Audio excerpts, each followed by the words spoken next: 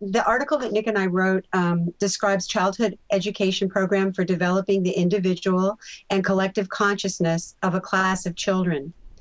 The authors view consciousness as being a fundamental part of our experience, and although not easily seen, it is something that can be pointed to, described, and developed. Practically, this means learning how to give attention to the interior as well as the exterior dimension of a classroom environment and discovering how these are intrinsically connected. A set of tools are presented that can enable teachers and students to learn about this inner dimension of our experience, how to bring value and focus to it, and the effect it has on our choices and behavior. When consciousness is recognized and given importance, it becomes something that can be experienced by everyone at any moment. When it is intentionally focused on and developed, an atmosphere of dramatic possibility, true discovery, and infinite potential can be created in any classroom.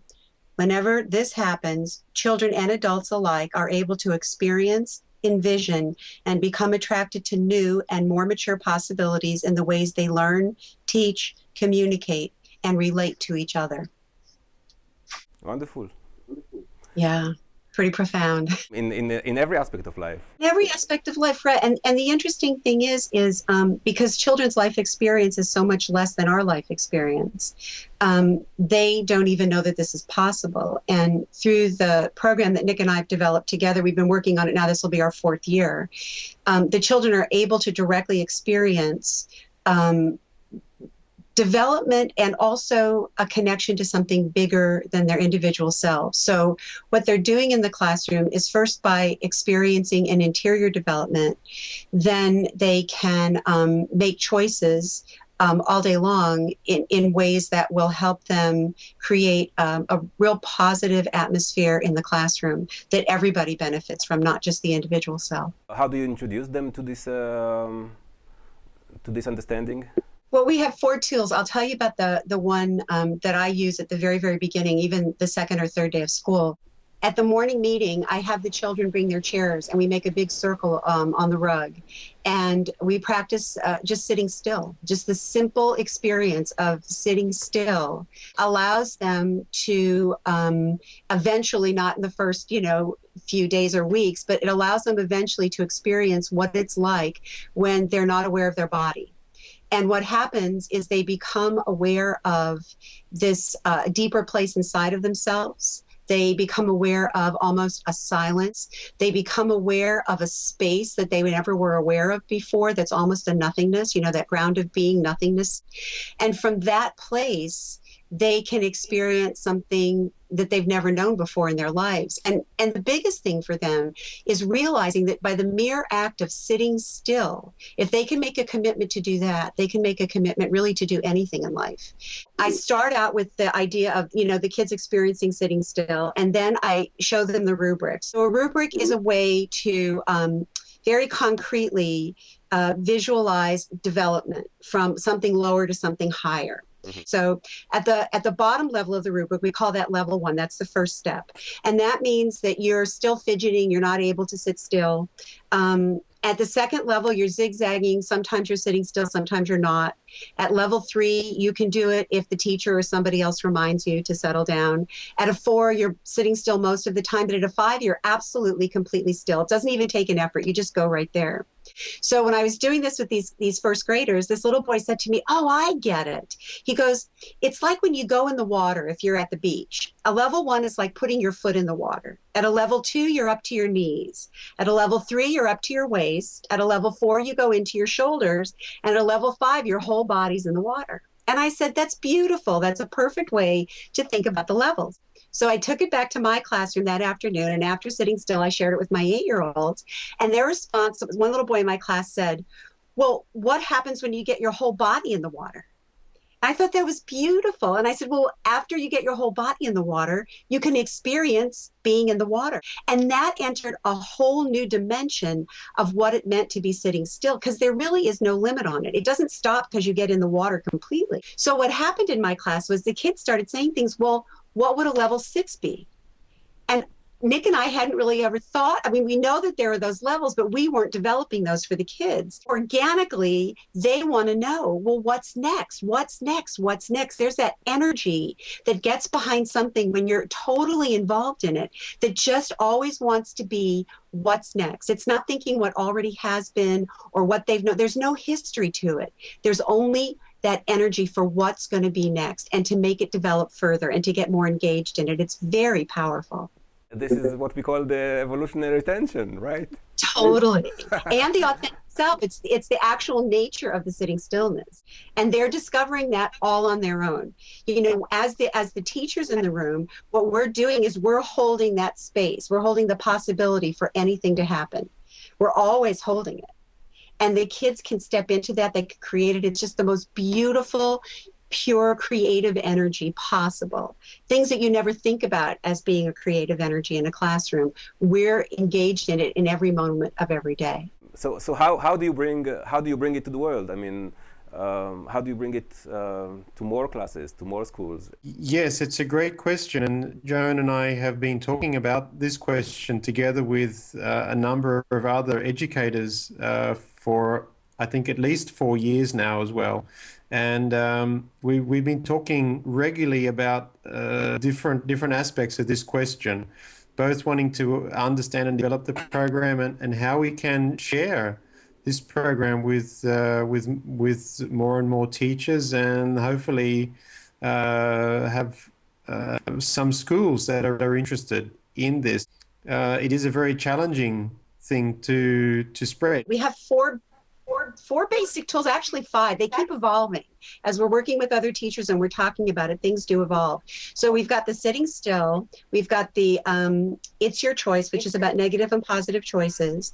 And then we've got rubrics, which are these horizontal developmental scales that are very, very powerful.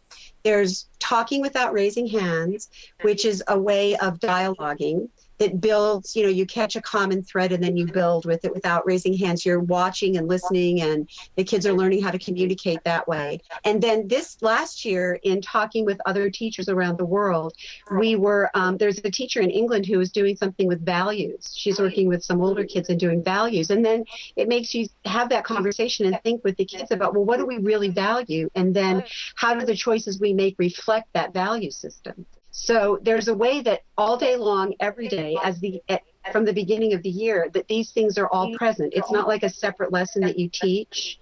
It's just part of the atmosphere and dialogue in the classroom. There's a model in the paper Joan and I wrote together called It's Your Choice, and it was developed about 6 years ago now. And it comes from the teachings of Andrew Cohen. And I was listening to Andrew Cohen speak about our ability to make choices in a way where the choices we make are affecting everything around us. I was very interested to see if it could be applied in a classroom situation, because I was working with children and they were experiencing lots of conflicts, and I thought, maybe if I could make them aware of the choices and that we're always making choices, maybe that might have an effect on the way the group is working together. And the effect was, when I told them that the choices we are making are affecting everybody around us, they actually became aware that they were making choices, and they hadn't really been aware of that before. And it was quite astounding that we were talking about conflicts the whole time and problems the whole time, but we never got around to talking about the choices that we were making and how the choices that we make are affecting the atmosphere in the classroom. Within a few minutes, literally within 10 minutes, I was able to have groups of children that had a very difficult time getting on with each other become aware of the fact that they were making choices, and also the fact that those choices were having a very large effect on the atmosphere. And the atmosphere, I guess, is another way of saying how well it feels within the room, how it feels to be together. And what happened was that within a very short period of time, they felt tremendous. They felt it was fantastic to be together. It was again this sort of sense of creativity, of wanting to talk more, of wanting to be in the room, wanting to be with each other, and the sense of negative conflict, of bickering and arguing and pulling each other down, trying to get attention, becoming disinterested in the whole lesson. All that went away, and it was amazing. And the way the kids described it was that it felt like they were going up, as opposed to going down. And when they were going up, things came together, and when they were going down, things fell apart.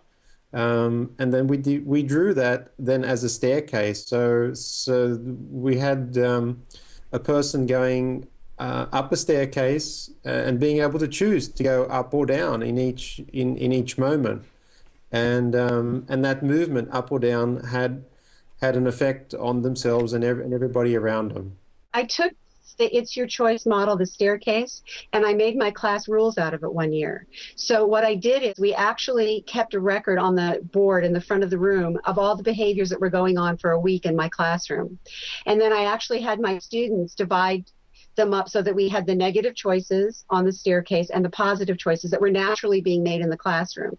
And so rather than there just being a general rule, you have to be quiet in the hallway, don't push anybody, be nice to everybody, we actually were dissecting what was naturally happening in the room every day. So it became very specific. And because it was so specific, they were able to see themselves in it. And when they saw themselves in it, they were able to take responsibility for the kinds of choices they were making and make other choices. And then we built a rubric that was just a general one for any situation that had the different levels on it. And I sent it home to the parents. I sent them the rubric that showed exactly where the kids were at that moment in time. And with certain kids, they wanted to go with it one-on-one, and we wrote down each behavior that was their behavior. And they took these home. I taped them to the kids' desks. They took the rubrics home. They shared it with their parents. And then this amazing thing started happening. This little girl in my class wrote her own rubric. And the first rubric that got written in my class was a rubric that was talking about the energy that we were creating in the classroom from a level 1 to a level 5. Because what happened is we started noticing that there was this thing happening between us in the classroom. During the sitting still in the morning, we were creating this energy field. And it was something that everybody was aware of. And then it would follow us throughout the day. So she just sat down one day and in 10 minutes wrote this beautiful, amazing rubric. So we shared it with the whole class. And then other kids started writing rubrics. How to take care of your pet from a level 1 to a level 5. How to keep your desk clean. How to do your homework. How to make friends on the playground. And they started taking these home. And we made a book in the classroom so everybody could read it.